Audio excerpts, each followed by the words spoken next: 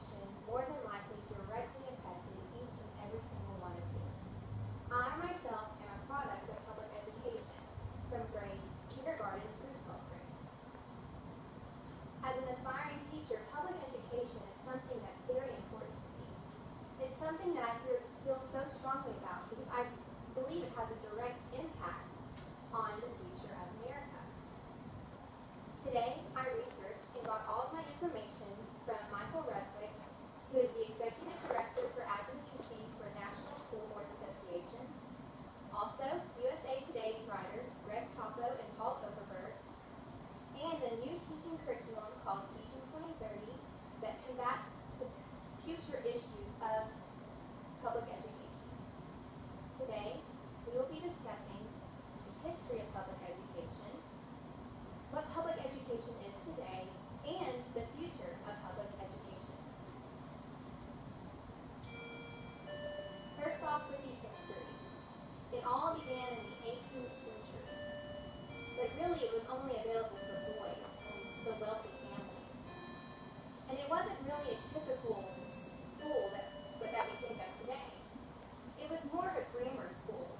They didn't learn things like math and social studies or science. They learned how to read and write, because those are the only things that were real importance at that time. Then, in the 19th century, public education evolved into a one-room schoolhouse. We have the boys and the girls going, but still it's only the wealthy families. And then, in the 1830s, we have a very important and very awesome thing that happened in public education. And that all started with the leader of the Common School movement, Horace Mann. This Common School movement called for a tax-funded, well-developed, state-run school. Then, in the 20th century, we have very important Supreme Court cases, such as Brown versus Board of Education, which claimed that separate but equal was really not equal as far as African Americans and white schools went. So in 1954, we have the beginnings of integration in public schools. Later on in 1965, we have the Elementary and Secondary Act. This act started the involvement of government in public education, where the government funds schools. Now that we talked about kind of the history, let's talk about what education is today. In the classroom today, there are different roles.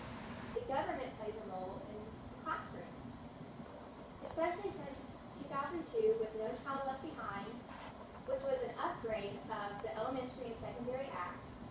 It makes schools and teachers more accountable for how their students perform. This is a very controversial topic to this day about standardized testing, but for a government to fund a school, it has to be proven that that school is doing well. And then the teacher plays an important role in the classroom today. They have to be qualified. They have to have a bachelor's degree. And they also have to be held accountable for how their students do. Then we have the role of the students in the classroom.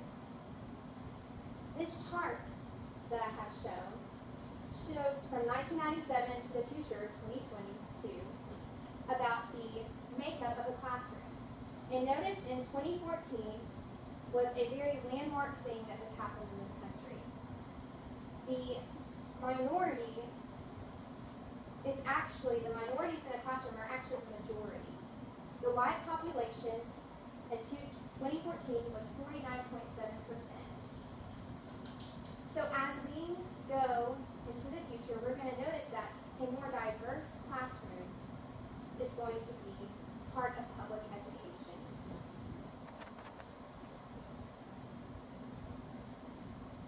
Now that we talked about the history of public education starting in the 18th century, and we talked about what public education is today, let's talk about the possible future of public education. One controversial topic that we're dealing with today in America is how to prepare teachers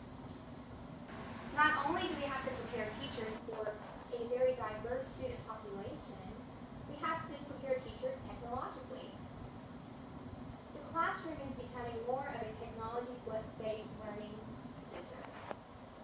Lots of schools are adapting these new bring your own device rules, and where they can use laptops and iPads and iPhones in the classroom. And Teaching 2030, which I mentioned earlier, is a way of integrating technology into the classroom. And Teaching 2030 wants to incorporate a dynamic and flexible learning environment and learning in and out of cyberspace.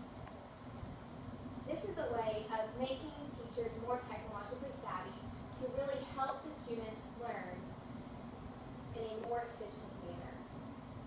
Not only do we have to prepare teachers, we have to prepare students. Students will learn the common culture. Michael Reswick said that students are exposed in school to such elements of common culture as correct use of language, career opportunities, using technology, and manners in society. Public education is a very important part socially, not just about learning academically, but about learning things that really matter, that they're going to carry on into their adult lives. So today, I've talked to you about the history of public education starting in the 18th century, to what public education is today, to the possible future, and how we can combat some of the issues that we have now in the future of public education. I would like to read a quote to you by Michael Reswick. Our nation has led the world for more than 100 years because of the character of its people, and increasingly because of what they know. Public education has provided a successful place for learning. It has been the foundation of our economy and the very foundation of our society. America takes pride in its public education. If you think today, the students that are in the classroom make up the adults of tomorrow. And I believe public education is something that's very important, that directly affects how our society does, how our entire country does in comparison to other countries in the world. So I challenge you, as an individual citizen, as an individual voter in America, go out there, encourage teachers to be better teachers. Encourage administrators to be better